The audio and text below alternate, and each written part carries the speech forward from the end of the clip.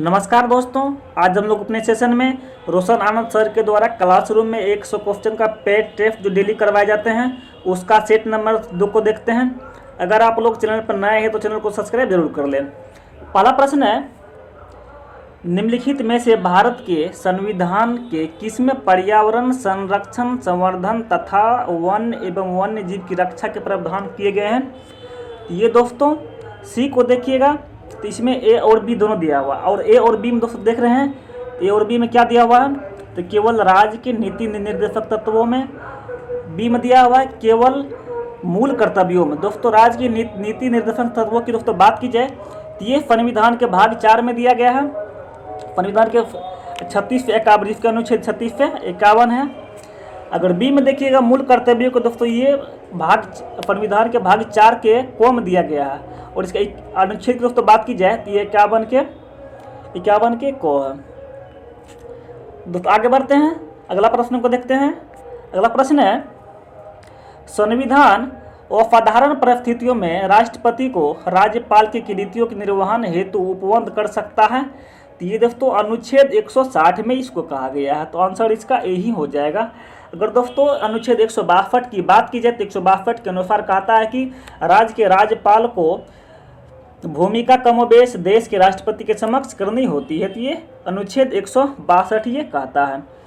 अगर 165 की दोस्तों बात की जाए तो 165 में महाधिवक्ता की दोस्तों बात की गई है, तो महाधिवक्ता की बात की गई है 165 के अंतर्गत। अगर दोस्तों 310 के कोडिंग बात की जाए तो इसमें कहा गया है कि प्रत्येक व्यक्ति जो राष्ट्रसंघ के प्रतिरक्षण से अखिल भारतीय सेवा में पदस्थ है अथवा संघ के अधीन प्रतिरक्षा से संबंधित किसी पद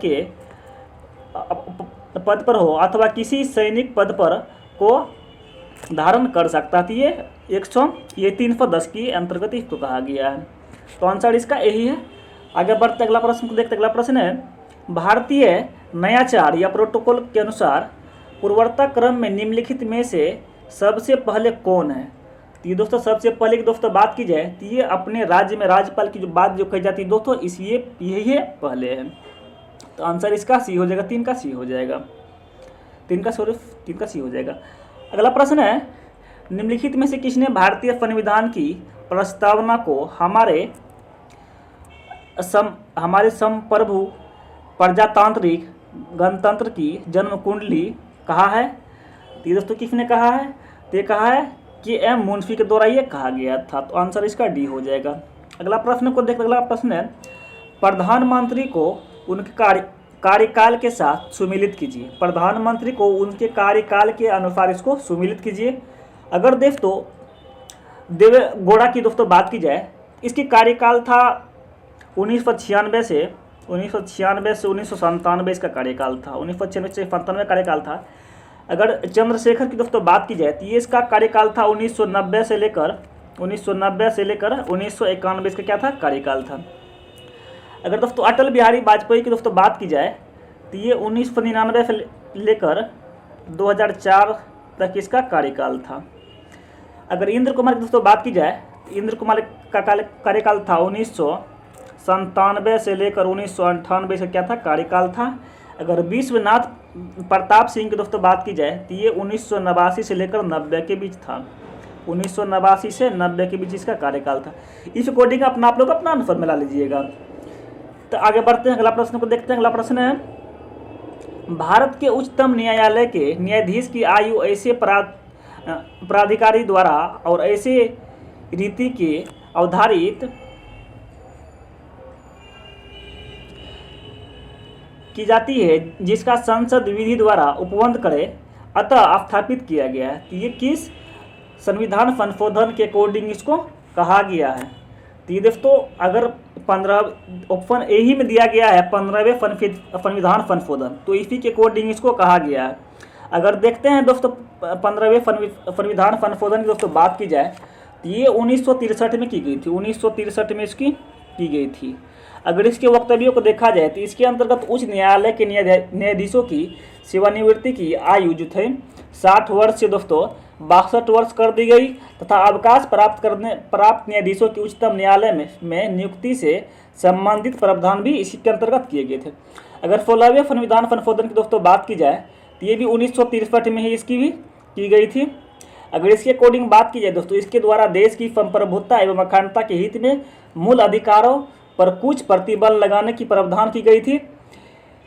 बाद बाकी साथ ही तीसरी अनुसूची में भी परिवर्तन कर शपथ ग्रहण के अंतर्गत मैं भारत की स्वतंत्रता एवं अखंडता को बनाए रखूंगा, ये सब जोड़ा गया था ये 16वें के अंतर्गत। अगर दोस्तों 17वें संविधान संशोधन की बात की जाती है 1964 में हुआ था, 1964 में ये हुआ था।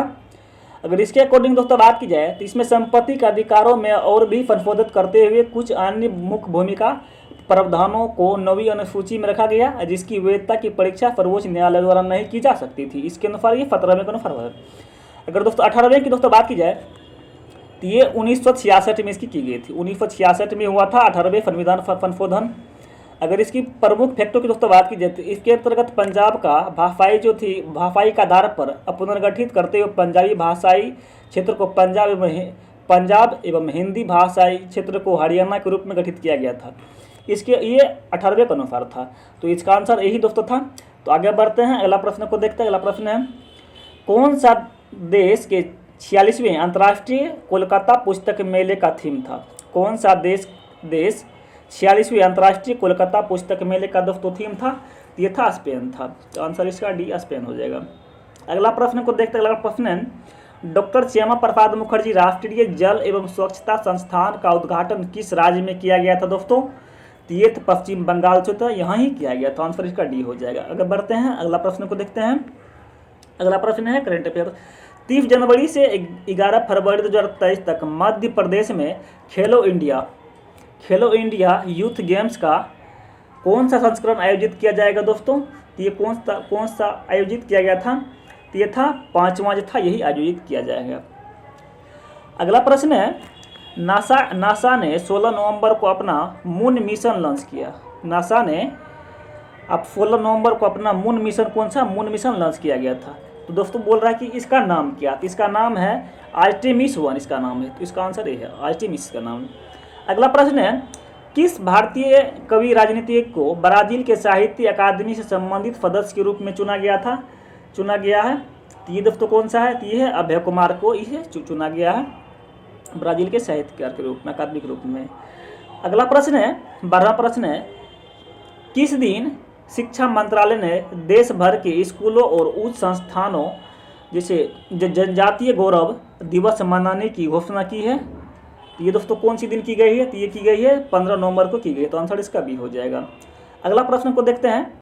13वां प्रश्न है, जल शक्ति मंत्रालय first of all India annual state ministers conference on water का आयोजन कहाँ कर रहा है? तो ये दोस्तों कहाँ कर रहा है? तो ये मध्य प्रदेश में कर रहा है। तो ये सब क्या है? तो ये करंट अफेयर से रिलेटेड ये प्रश्न सब है, इसको ध्यान दीजिएगा।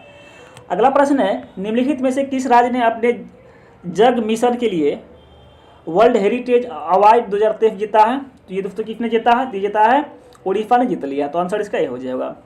अगला प्रश्न को देखते हैं। अगला प्रश्न है, इंडिया मोबाइल गेमिंग रिपोर्ट 2022 के अनुसार कौन सा राज्य मोबाइल गेमर्स के लिए शीर्ष स्थान के रूप में उभरा है? तो ये दोस्तों कौन सा? ये उत्तर प्रदेश ने जीत लिया। तो ये आंसर इसका ये हो जाएगा, उत्तर प्रदेश। अगला प्रश्न है, नवंबर 2022 में लॉन्च की गई पुस्तक accidental jar the lies of Vladimir Putin के लेखक कौन है? तो ये दोस्तों एंड्रयू एस विश थे, यही थे इसका लेखक थे। आंसर इसका सी हो जाएगा। ये सब करंट अफेयर्स के बहुत इंपॉर्टेंट क्वेश्चन है, ध्यान दीजिएगा। अगला प्रश्न है, किस भारतीय राज्य या केंद्रशासित प्रदेश ने छाता योजना शुरू की है? दोस्तों छाता योजना की बात की जा रही, बहुत इंपॉर्टेंट क्वेश्चन, इसको याद रखिएगा। हो सके आगामी एग्जाम में पूछ ही ले और पूछ भी सकता है, क्योंकि बहुत इंपॉर्टेंट क्वेश्चन है छाता अभियान। तो दोस्तों उड़ीसा ने इसका अभियान शुरू किया था, छाता अभियान, छाता योजना को। अगला प्रश्न है, कौन सा शहर 2023 में India international sea food show के 23वें संस्करण का आयोजन करेगा। दोस्तों कौन सा करेगा? ये कोलकाता जो है यही करेगा। आंसर इसका बी हो जाएगा। चलिए आगे बढ़ते हैं, अगला प्रश्न को देखते हैं। अगला प्रश्न है, पूर्वोत्तर भारत में पहला माउंटेन वारफेयर ट्रेनिंग सेंटर किसके द्वारा बनाया गया था? तो ये दोस्तों ITBP के द्वारा ये बनाया गया था। ये आंसर ये हो जाएगा। ये सब करंट अफेयर्स के बहुत इंपॉर्टेंट क्वेश्चन है, ध्यान रखिएगा। अगला प्रश्न है, पेटीएम पेमेंट्स बैंक के MD और CEO के रूप में किसे नियुक्त किया गया है? तो ये दोस्तों सुरिंदर चावला को नियुक्त किया गया। तो आंसर इसका बी हो जाएगा। अगला प्रश्न है, हाल ही में सरस आजीविका मेला किस राज्य केंद्र शासित प्रदेश में शुरू हुआ है? तो ये दोस्तों जम्मू और कश्मीर में इसको शुरू किया गया। तो आंसर इसका डी हो जाएगा। अगला प्रश्न है, अमोनिया में N और H के द्रव्यमान हमेशा डैश अनुपात में होते हैं। तो ये दोस्तों किस अनुपात में रहती है? 14:3 में रहती है। ये बहुत इंपॉर्टेंट क्वेश्चन, ये दोस्तों हर बार पूछे लगभग में जाते हैं, बहुत एग्जाम में, ग्रुप डी में भी कई बार पूछ चुका है। तो आंसर इसका क्या हो जाएगा? सी हो जाएगा। अगला प्रश्न को देखते हैं।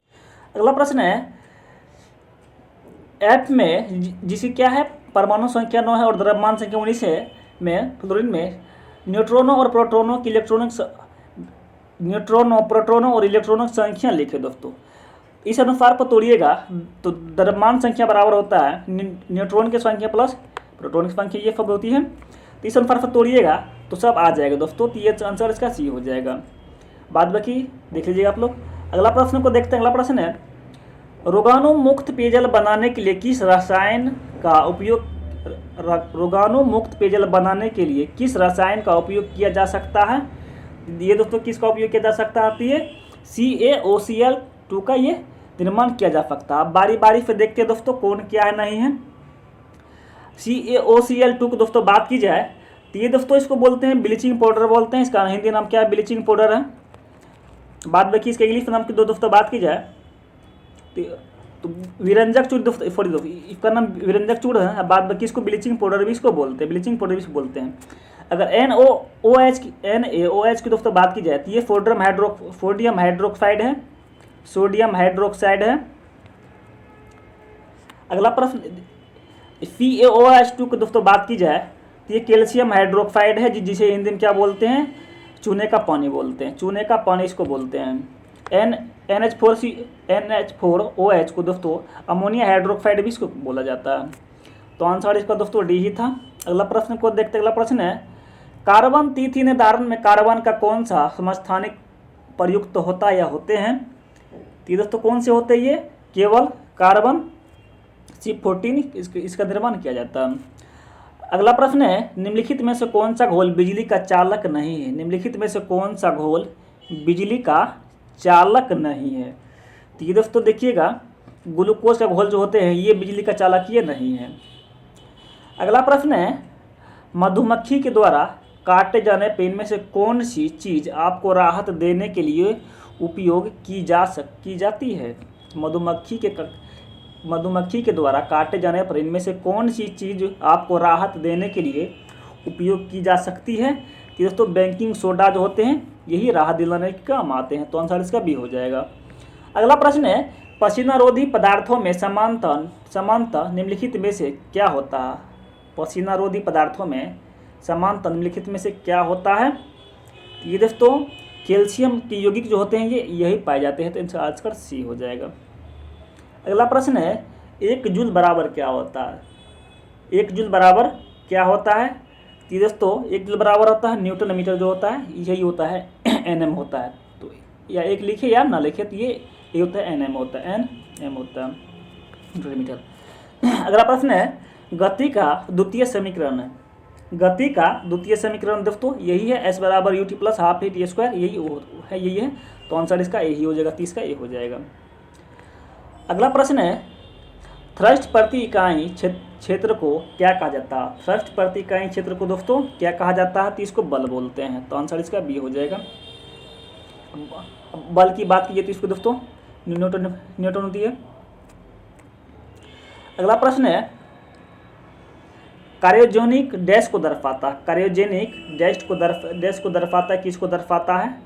दोस्तों बात की जाए ये तो केवल कम तापमान को दर्शाता है, इसका आंसर दोस्तों यही होगा, केवल कम तापमान को ये दर्शाता है, क्रायोजेनिक। अगला प्रश्न है, प्रिज्म के माध्यम से श्वेत प्रकाश के गुजरने पर इसका वर्ण विपक्षण होता है, तो विचलन कोण डैश होगा।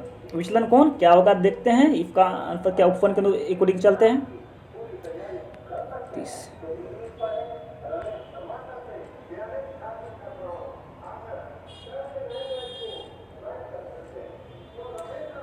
तो इसका ऑप्शन ए में है अतरंग दैर्घ्य के अनुक्रमण पातानुसार, बी में है अतरंग दैर्घ्य से स्वतंत्र, सी में है लाल रंग के लिए अधिकतम, और डी में है तरंग दैर्घ्य के अनुक्रमपाती। तो इसका आंसर दोस्तों देखिएगा, तो ऑप्शन के अकॉर्डिंग हम लोग आए हैं, तो ऑप्शन के अकॉर्डिंग दोस्तों इसका डी में जो दिया गया है तरंग के व्युत्क्रमणपाती होते हैं, इसी के अकॉर्डिंग ये सब होता है, तो इसका आंसर दोस्तों डी हो जाएगा। अगला प्रश्न है, गैल्वेनोमीटर को वोल्टमीटर में तब्दील करने के लिए जोड़ते हैं, किसको जोड़ते हैं दोस्तों, किस अनुपात में इसको जोड़ते हैं, या किस श्रेणी में इसको जोड़ते हैं, तो दोस्तों श्रेणी में उच्च प्रतिरोध के अनुसार इसको जोड़ते हैं, तो इसका आंसर सी हो जाएगा। अगला प्रश्न को देखते हैं, कीटनाशकों के अत्यधिक इस्तेमाल से होगा, कीटनाशकों के अत्यधिक इस्तेमाल से दोस्तों क्या होगा, तो ये क्या होगा, जल प्रदूषण की ये समस्या होती है, तो ये आंसर इसका सी हो जाएगा। अगला प्रश्न है, नॉन सी संलक्षण उत्पन्न होता है, नॉन सी संलक्षण उत्पन्न होता है किसके अनुसार होता है, तो दोस्तों फ्लोराइड के प्रदूषण के द्वारा ये सब उत्पन्न होते हैं, तो आंसर इसका डी हो जाएगा। अगला प्रश्न है, निम्नलिखित में से कौन जल प्रदूषण नहीं है, निम्नलिखित में से कौन जल प्रदूषण नहीं है, तो दोस्तों देखिएगा जफ्ता, तांबा, निकेल, बाद बाकी सल्फर डाइऑक्साइड, ये अब इसमें पूछ रहा है कि कौन सा जल प्रदूषण दोस्तों नहीं है, तो ये डी में जो देखिएगा सल्फर डाइऑक्साइड, ये क्या है, जल प्रदूषण ये नहीं है। अगला प्रश्न को देखते हैं, अगला प्रश्न है, भारतीय विदेश व्यापार संस्थान कहाँ है, भारतीय विदेश व्यापार संस्थान दोस्तों कहाँ है, तो ये कहाँ, नई दिल्ली में इसका मुख्यालय। अगला प्रश्न है, अर्थशास्त्रियों के निम्नलिखित वर्गों में से किस वर्ग ने बाजार अर्थव्यवस्था का प्रबल समर्थन किया था, अर्थशास्त्रियों ने निम्नलिखित में वर्गों में से किस वर्ग ने बाजार अर्थव्यवस्था का प्रबल समर्थन किया था, तो ये दोस्तों डी में देखिएगा, तो एडम स्मिथ, रिकार्डो जे के गैल्ब्रेथ, ये तीनों के द्वारा ये सब किया गया, तो आंसर डी हो जाएगा इसका। अगला प्रश्न है, भारतीय रुपयों को मार्च 1994 से निम्नलिखित में से किस खाते में परिवर्तनीय बनाया गया, तो ये दोस्तों चालू खाता के रूप में इसको बनाया गया था, आंसर इसका बी हो जाएगा। अगला प्रश्न देखते हैं, अगला प्रश्न है, निम्नलिखित में से कौन अपवादी चट्टानों का उदाहरण, निम्नलिखित में से कौन अपवादी चट्टानों का उदाहरण है, ये दोस्तों लिग्नाइट जो है यही क्या है, अपवादी चट्टानों की ये सब क्या उदाहरण है। एंथ्रासाइट दोस्तों फरवोज कोटि का कोयला होते हैं, ये क्या होते हैं, फरवोज कोटि के ये कोयला होते हैं।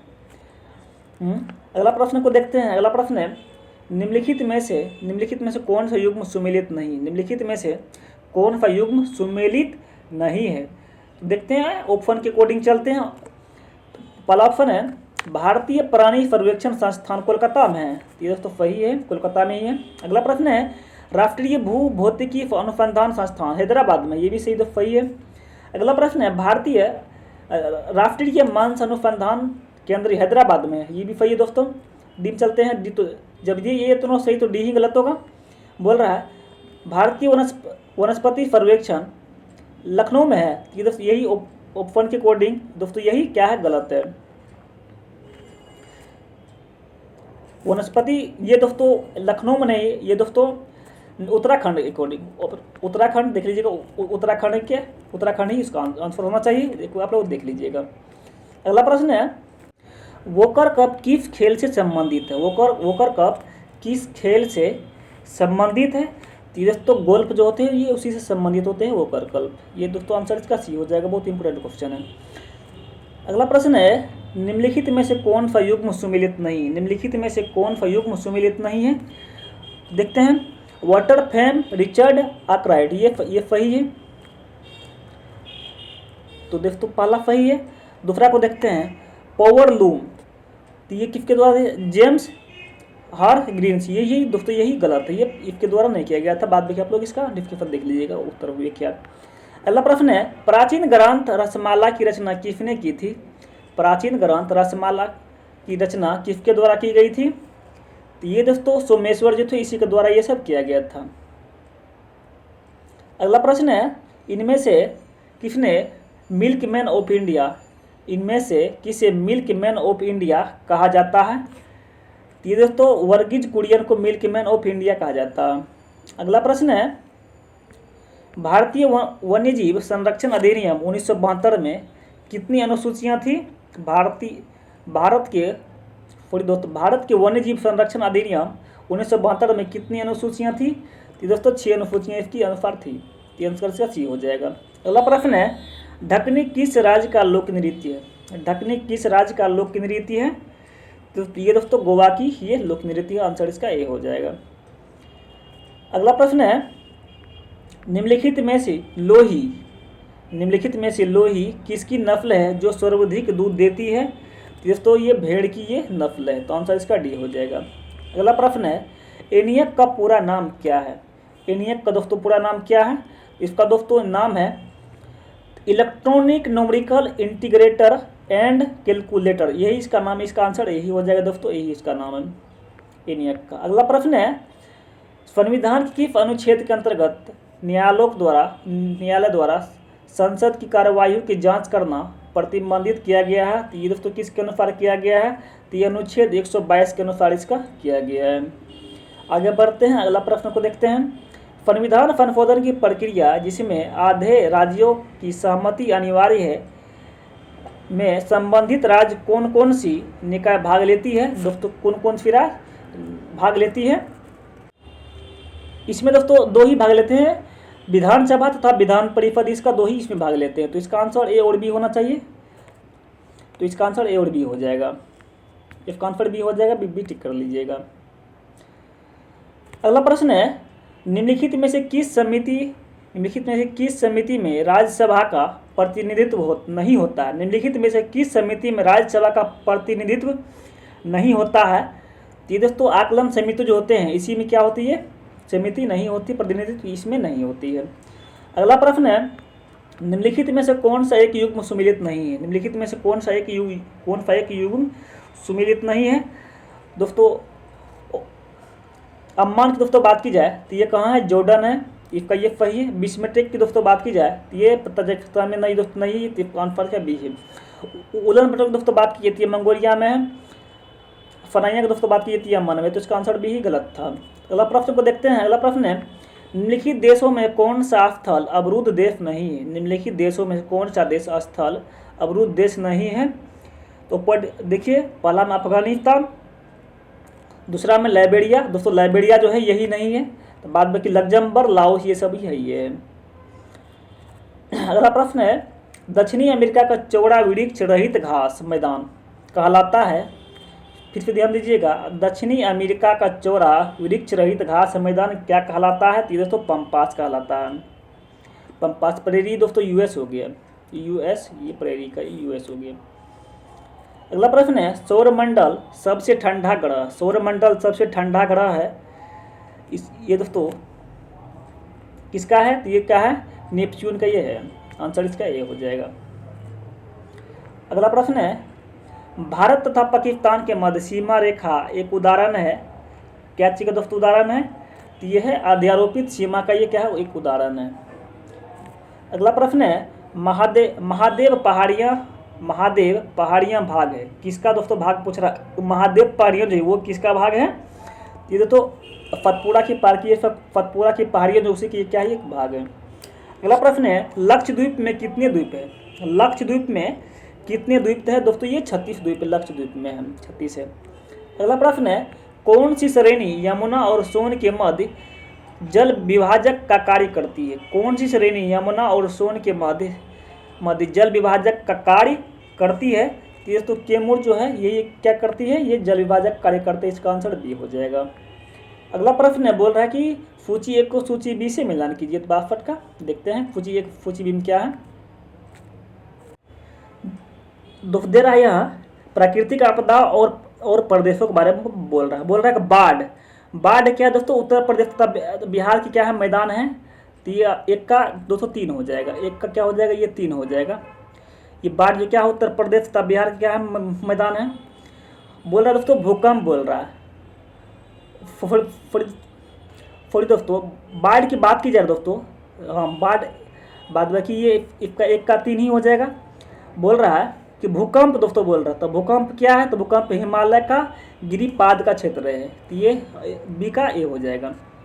सी में देखिएगा सूखा, बोल रहा है सूखा क्षेत्र कौन सा है। सूखा क्षेत्र की दोस्तों बात की जाए तो सूखा क्षेत्र जो है ये मध्य पूर्ववर्ती भारत जो होते हैं, ये क्या ये सूखा क्षेत्र है। और चक्रवात की दोस्तों बात की जाती है, झारखंड तथा उड़ीसा में चक्रवात रेगुलर आते रहते हैं। तो इस प्रकार से आप लोग आंसर मिला लीजिएगा। तो आंसर देखिएगा तो कोडिंग बी में ही मिल रहा है, एक का 3, बी का 1, सी का 4 और डी का 2, यही हो जाएगा। तो आंसर इसका बी हो जाएगा। अगला प्रश्न है, भारत में निम्नलिखित में से किस प्रकार का वन सर्वाधिक वृहद क्षेत्र में पाया जाता है। ये दोस्तों उष्णकटिबंधीय अर्ध पर्णपाती वन जो होते हैं यही सर्वाधिक मात्रा में पाए जाते हैं। तो ये आंसर सी हो जाएगा। अगला प्रश्न है, केरल का कुट्टानाड प्रसिद्ध है। केरल का कुट्टानाड प्रसिद्ध है। दोस्तों भारत का न्यूनतम ऊंचाई वाला क्षेत्र जो है इसलिए प्रसिद्ध है। अगला प्रश्न है, एक पासे की तीन स्थितियां दी गई है, दी गए घन के संख्या 2 के सामने कौन सी होगी। ये दोस्तों कौन सी हो जाएगी, ये होगी यही हो जाएगी दोस्तों, देख रहे हैं यही हो जाएगी ये। देखिए दोस्तों व्याख्या की दोस्तों बात की जाए तो व्याख्या के एक के सामने दोस्तों 1 दिख रहा है तो 1 होगा नहीं। 4 के सामने दोस्तों 4 तो दिख रहा है, 4 दिख रहा है तो ये होगा नहीं। और दोस्तों आप बोल रहे हैं 2 के सामने कौन होगा, 2 के सामने दोस्तों जब जो नहीं दिखे वही होगा, तो ये 6 ही है जो 6 ही होगा। तो आंसर इसका यही हो जाएगा। अगला प्रश्न है, एक निश्चित धनराशि पर साधारण ब्याज मूलधन का 4/25 है। यदि प्रतिशत ब्याज दर और वर्षों में अवधि को निरूपित करने वाली संख्या बराबर हो तो मूलधन उधार दिए जाने की अवधि क्या होती है। ये दोस्तों इसका प्रोसेस थोड़ा लंबा है, बाद बाकी आप लोग इसका हल बाद बाकी हम आंसर बता देते हैं। इसका आंसर क्या होना चाहिए, इसका आंसर दोस्तों डी है जो 4 वर्ष है, हम हल किए हैं, बाद बाकी आप लोग हल कर लीजिएगा। आंसर इसका डी हो जाएगा। अगला प्रश्न है, एक आदमी किसी वस्तु को 10% लाभ पर बेचता है, अगर उसे 20% कम में खरीदा होता और 20 रुपया ज़्यादा में बेचा होता तो फिर 40% की लाभ होती है। ये भी आप लोग दोस्तों देख लीजिएगा, इतना मोबाइल पर स्पेस नहीं होता है कि दोस्तों इसको हल कर सके, आप लोग देख लीजिएगा इसको। आंसर इसका बता देते हैं क्या होना। इसका आंसर दोस्तों ए होगा, इसका आंसर ए हो जाएगा। अगला प्रश्न है, यदि 27 मई 2007 को रविवार है तो 27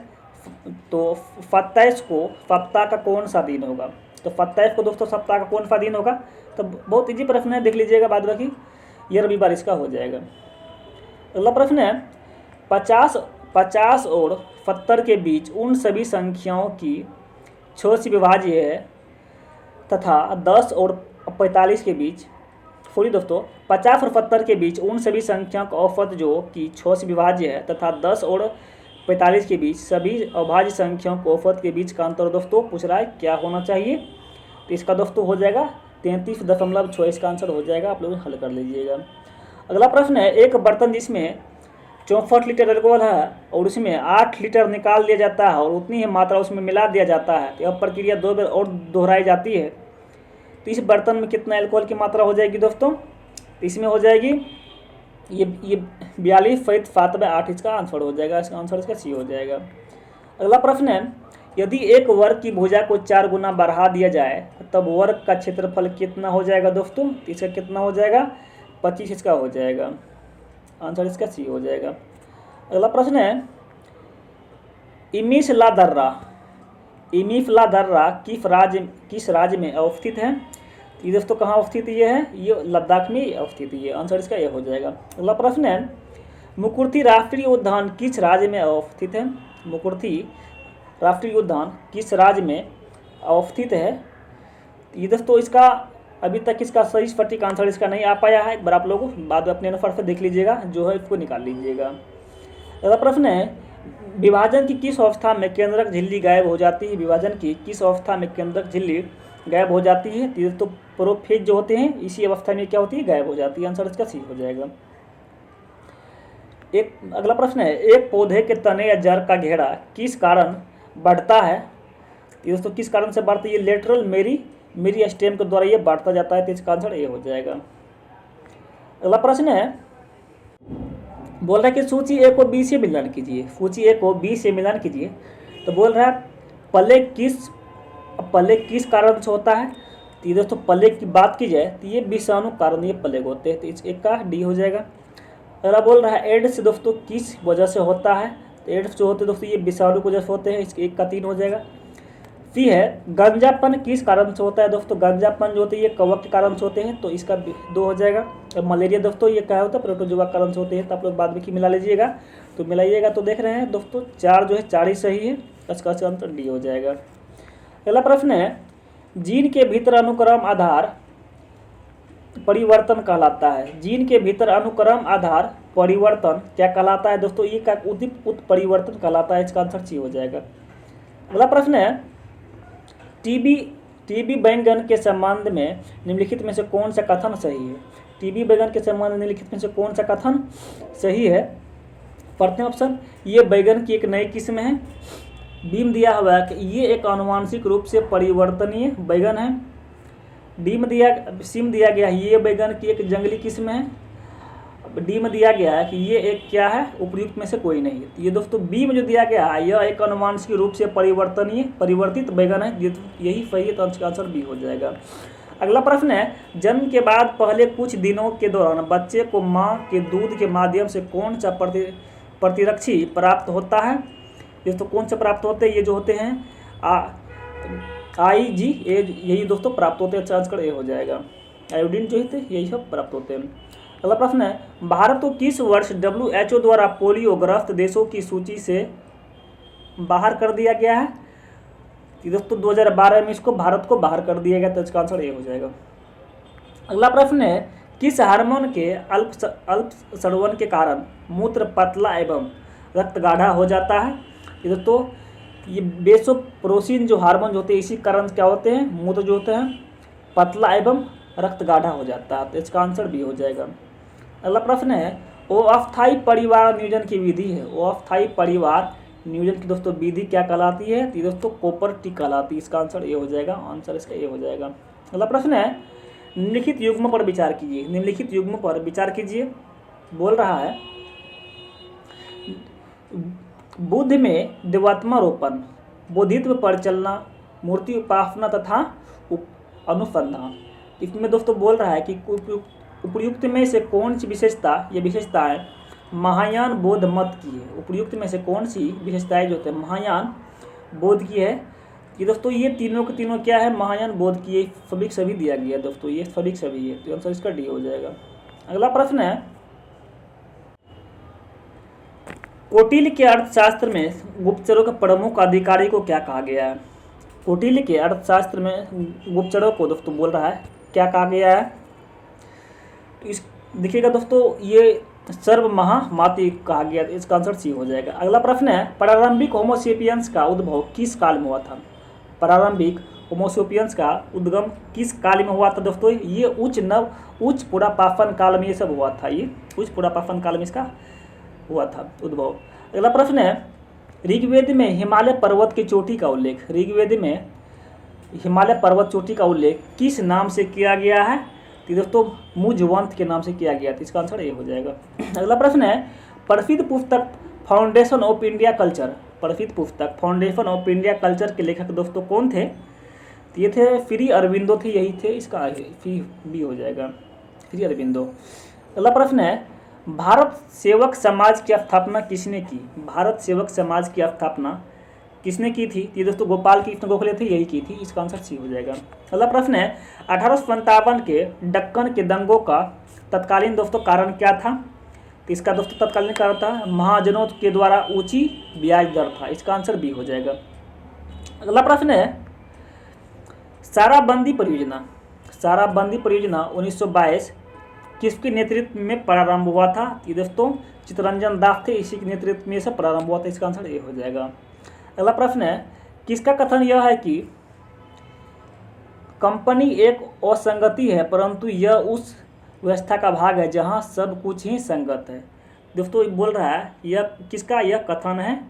तो ये दोस्तों देखिएगा लॉर्ड मैकाले था, इसी का ये कथन था। आंसर इसका बी हो जाए, बी में दिया गया है लॉर्ड मैकाले, इसी का ये कथन था। अगला प्रश्न है निम्नलिखित कामगारों में से किस एक में पंडित जवाहरलाल नेहरू ने अपनी प्रसिद्ध पुस्तक डिस्कवरी ऑफ इंडिया लिखी गई थी। तो ये दोस्तों अहमदनगर पोर्ट जेल PFF लिखी गई थी, इसका आंसर डी हो जाएगा।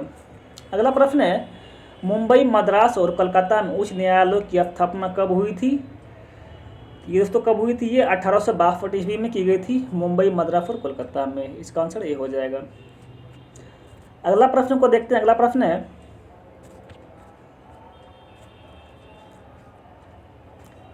प्रश्न नंबर 94, अकबर की इच्छानुसार किसने रामायण का फारसी में अनुवाद किया था। अकबर की इच्छानुसार किसने रामायण का फारसी में अनुवाद किया था। दोस्तों अब्दुल कादिर बदुइद्दीन ने, इसी के अनुसार ये किया गया था। अगला प्रश्न है मराठा सेना में पिंडरी का नियुक्ति सर्वप्रथम किस के समय में शुरू हुआ था। मराठा सेना में पिंडरी की नियुक्ति सर्वप्रथम किसके समय में ये सब किया गया था, ये शुरू हुआ था। तो दोस्तों बाजीराव प्रथम द्वितीय के द्वारा ये सब किया गया था। ये आंसर इसका ए हो जाएगा। अगला प्रश्न है मोती महल का निर्माण किसने कराया था। मोती महल का निर्माण किसने कराया था। दोस्तों ये शाहजहां करवाया था, इसका आंसर सी हो जाएगा। शाहजहां करवाया था मोती महल का निर्माण। अगला प्रश्न है तोहफा ए अकबर शाही किसकी रचना है। तोहफा ए अकबर शाही किसकी रचना है। दोस्तों अब्बास खान फिरवाने थे, इसी की ये सब रचना था। बाद में ये सब तो हजारों ये सब करवाए, अपना करवाए हैं, सबको देख लीजिएगा। अगला प्रश्न है एस्पिरिन है। अगला प्रश्न है एस्पिरिन है, ये दोस्तों क्या है। ये देखिए ऑप्शन देखते हैं प्रतिजैविकी, जवर्नाशी, दर्द निवारक। ये दोस्तों जवर्नाशी भी है और क्या है दर्द निवारक है। इसका आंसर हो जाएगा 2 और 3, देखिए 2 और 3 डी में, इसका आंसर यही हो जाएगा। अगला प्रश्न है एजेंट ऑरेंज क्या है। एजेंट ऑरेंज क्या है। तो दोस्तों क्या है संयुक्त राज्य अमेरिका सेना द्वारा वियतनाम युद्ध में प्रयुक्त खरपतवारनाशक ये रसायन है। इसका आंसर बी हो जाएगा। और आज के सेशन का लास्ट प्रश्न है किस सभ्यता के शासक फराओ कहलाते थे। किस सभ्यता के शासक फराओ कहलाते थे। तो दोस्तों मिस्र के थे, यही क्या कहलाते थे, ये फराओ कहलाते थे। इसका आंसर डी हो जाएगा। इसका आंसर डी हो जाएगा। तो दोस्तों आज हम लोग अपने सेशन में 100 प्रश्न देखे हैं जो ज्ञान बिंदु में रोशन आनंद सर के द्वारा करवाए जाते हैं। तो अगर पसंद आए तो नॉन ऑफ पढ़ाएं तो चैनल को जरूर सब्सक्राइब करें। Thank you very much, have a nice day.